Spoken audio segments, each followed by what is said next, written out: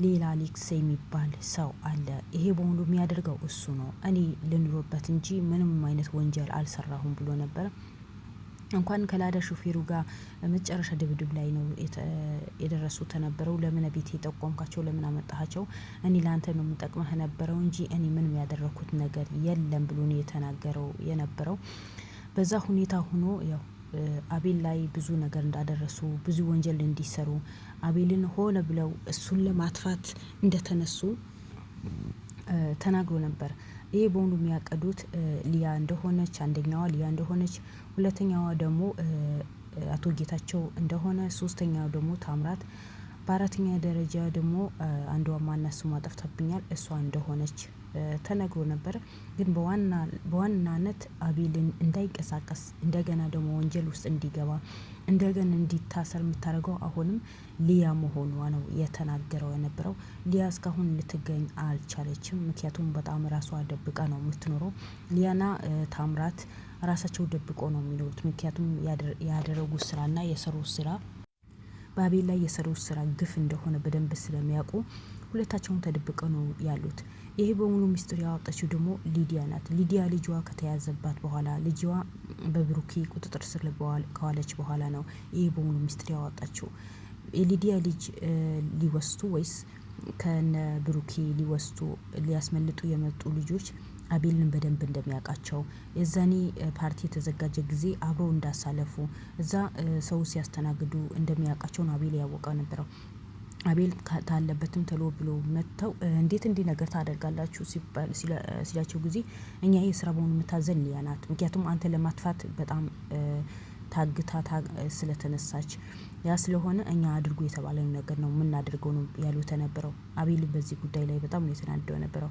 እኔ ሊያ አቤቴ አስገብቼ በጥሩ ነገር አደረኳት፣ ጥሩ ቦታ እንድትደርስ ደሞዟ በስርዓት የከፈልኩኝ፣ የልጇ ትምህርት ቤት የላኩኝ፣ ጥሩ ቦታ ድረስኳት እንጂ በዚህ ልክ እኔ መጥፎ ነገር ለመስራት መቼም ትሰራብኛለች ብዬ አላሰብኩም ነበር። ስለዚህ በዚህ ልክ ከሆነ እኔና እሷ እኩል ህግ ይዳኘናል ብሎ ነው ትቶ ልጆቹ ይዞ ነው የወጡት ነበረው። ሊዲያ እንደሰማችሁ ትናንት እያንዳንዱ ሚስጥር አውጥታ ነበር። ሊያ አቶ ጌታቸው ቤት ስትመጣ ጊዜ ምን ያክል እንደሚሰገድላት ምን ያክል ዝግጅት እንደሚደረግላት ሙሉ በሙሉ ከለቡ እንደሚዘጋላት ነው የተናገረችው ነበረው። በዚህ ልክ ሊያ ምን አይነት ሀርድ እንደሆነችና ኃይለኛ እንደሆነች ነው ያስታውቀው። ምክንያቱም እሷ ስትመጣ ሙሉ በሙሉ ክለቡ የሚዘጋ ከሆነ ከጌታቸው ጋር የሆነ ሚስጥር አላት ማለት ነው። የጌታቸው አላቃት ልትሆን ትችላለች። ምክንያቱም ሰው ብትገል ምን ብትል ሰው ብታሳድድ ከክለቡ ሰው ብታባረር ከሆቴሉ ሰው ብታባረር አቶ ጌታቸው ምንም ነገር እንደማይላት ታምራት ከሷ ጋር በጣም ቁርኝት የሆነ ግንኙነት እንዳላቸው ነው ሊዲያ የተናገረችው ነበረው። ሊዲያ እንደምታውቁ በቁጥጥር ስር ውላለች። ሊዲያ አቶ ጌታቸው ባልዋ ወይስ ቅምጧ እንደሆነ ተናግራ ነበር። ስለዚህ እኔ እሱን በወር ብር ያስገባልኛል እንጂ ምንም የሚያደርግልኝ ነገር የለም። ግን እሱ ያለበት ከሱ ጋር የሚገናኘው ቀኝ እጁ የተባለው አሳልፌ ለመስጠት ዝግጁ ነኝ ብላ ነበር። ያ ሰውየውም ትላንት እንዳያችሁት በቁጥጥር ስር ውሎ ነበር። በቁጥጥር ስር ውሎ እሱም ከሌላ ቦታ ሌላ አጋዥ እንዳለው ከሱፐርቫይዘሩ ጋር አብሮ የሚሰሩትን የት እንዳለ ምን እንደሆነ ቤተሰቦች የት እንደሚሩ እያንዳንዱ አቤል አጣርቶ ነበር። በመጨረሻ የአሌክስ የተባለ ሰውየው ቤት ውስጥ ሲሄድ ጊዜ ሚስቱና ሴት ልጁ ብቻ ነው የተገኙት። ወንድ ልጇ በ666 መሀል ውስጥ አባቱ አስገብቶ እዛ የሰራ ኬንያ የነሱ ስራ የሰራ ትምህርቱ ሲማር ግን ለእናቱ አሜሪካን ሀገር ሂዶ ትምህርቱ ነው የሚማረው ተብላ ነው ከዛ ቤት ከልጇ ልጅ ከእናቱ ጋር ተለይቶ የወጣው ነበረው። ግን ይሄ በሆኑ የሚያደርገው አባቱ ነው። የገዛ አባቱ ራሱ እዛ ውስጥ ወንጀል ውስጥ ተዘፍቆ በአዳም ምልኮ ውስጥ ተዘፍቆ ገና ልጁ ለእናቱ አሜሪካን ሀገር ሊማርልሽ ነው አሜሪካን ሀገር በጥሩ ትምህርት ይማራል ተብሎ ከቤት ወጥቶ ግን እሱ ያለው ኬንያ ምክንያቱም የእነሱ አገልጋይ ሆኖ እንዲኖር ነው። እናት ይሄ ሰማ ጊዜ ራሱ አስተዳደኝ የወደቀችው አቤል እኔ አንቺ ለመጠቀሙ ነው የመጣሁት እንጂ እኔን ለመጉዳት አይደለም ወይ አንቺ ለመጉዳት አይደለም። ስለዚህ ልጅሽ እዚህ ውስጥ ነው ያለው ኬንያ ነው የሚማረው ከኢትዮጵያ ውስጥ ወጥቶ አያውቅም። አንዳንዴ ኬንያ አንዳንዴ ኢትዮጵያ ነው የሚሆነው። ልጅሽን ድረሽለት ነው ያላት ነበረው። ግን እሷ ይህን ሳታምን አቤል ላይ ሽጉጥ ነው የመዘዘችው ነበረው። አቤል ለጥቂት ነው ሄዳ ነው። በመጨረሻ ሴት ልጇ ደግሞ ሚስጥር አወጣች። አባቴ ተደብቆ ስልክ ያወራል ያረጁ ሴቶች አረጋውያን የሆኑ ወጣቶችን ሌላ ቦታ ተሸንሽነው እንደሚሄዱ ሌላ ቦታ መኪና ተዘጋጅቶ እንዲጫኑ እኔ በስልክ ሲያወራ ሰምቻለሁ።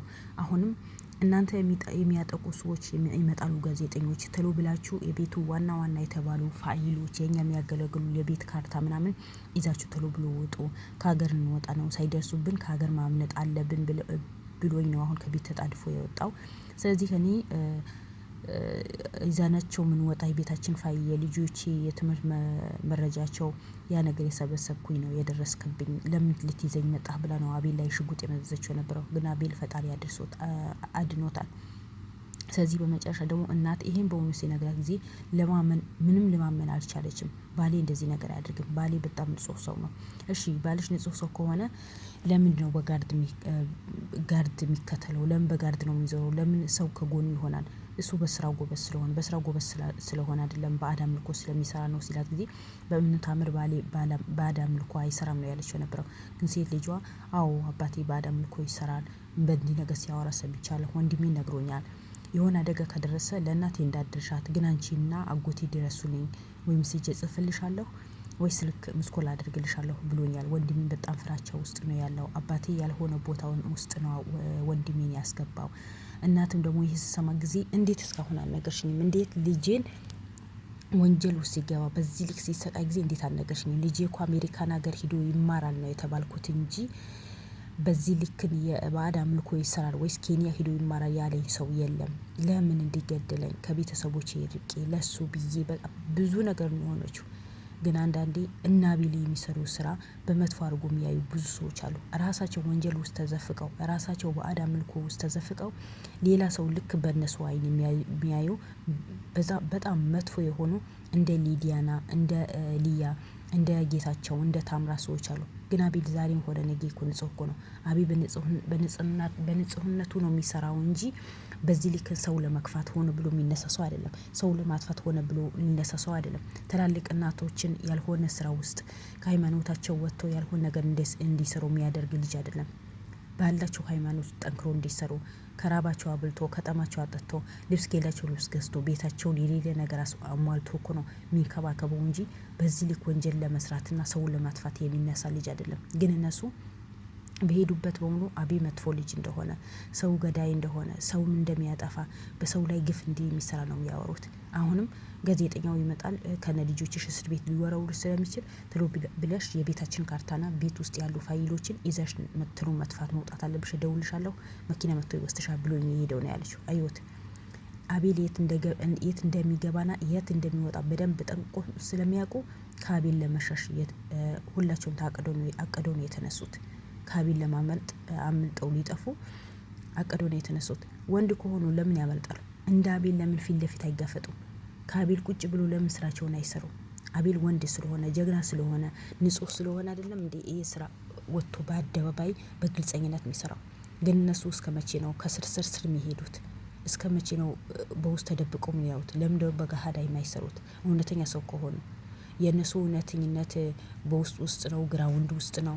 ወጣትን በማጥመድ እናቶችን ያልሆነ ቦታ በመሸኘት ህጻናቶችን ያልሆነ አምልኮ ውስጥ እንዲገቡ ማድረግ ነው ወይስ እንደ አቤል በካሃድ ወጥተው በአደባባይ ወጥተው ስራቸውን እንደ ጀግና መስራት ነው? ጀግና የሰራ ሰው ወደ ታች ይዘቀዝቁታል። ወንጀል የሚሰራ ሰው ደግሞ እንደፈለገ የሚንቀሳቀስበት ሀገር ነው ያለነው። ይሄ የታወቀ ነው። ስለዚህ ዛሬም ሆነ አቤል ሁሌ ነፃ ነው እንጂ መቼም በእነዚህ ሰዎችን ወደ ኋላ የሚቀር ጀግና ሰነፍ አይደለም። ሁሌ ጀግና ነው፣ ወደፊት ነው እንጂ ወደ ኋላ የሚባል ነገር የለም። ለማንኛውም ሁላችንም ለአቤልም ሆነ ለሉልም እንዳያችሁ በጣም ያልታሰበ ዱቡዳ ነው መቶ የወደቀበት እንደ አቤል ማለት ነው፣ ልክ እንደ አቤል። ስለዚህ አቤልም ሆነ ሉልም ከነዚህ ከመጥፎ ሰዎችን ርቀው ሁሌ በታማኝነት እንደሰሩ ፈጣሪ ጠብቋቸው። እነዚህ ደግሞ ወንጀል የሚሰሩ ሰዎችን ለህግ አሳልፈው ሰጥተው እፎየው ብሎ አልፎ የሚኖርበት ጊዜ ቅርብ ያድርግልን። እነሱ ጋር ሁሌ ጭንቀት ነው እንጂ አንድ ቀን ጥሩ ነገር የሚሰማ ነገር የለም። አንዱ ሸፈን ነው ሲሉ ሌላ ነው የሚመጡት። ስለዚህ አሁን የቀረው ጌታቸው እና ሊያ ስለሆኑ እነሱም በቅርብ እንደሚያዙ አልጠራጠርም። በጣም እርግጠኛ ሆኜ ነው የማወራው። የእጃቸው ነው የሚያገኙት። በርቱልኝ። እወዳቸዋለሁ። ላይክ፣ ሼር፣ ሰብስክራይብ አድርጉ ውድ ቤተሰቦች።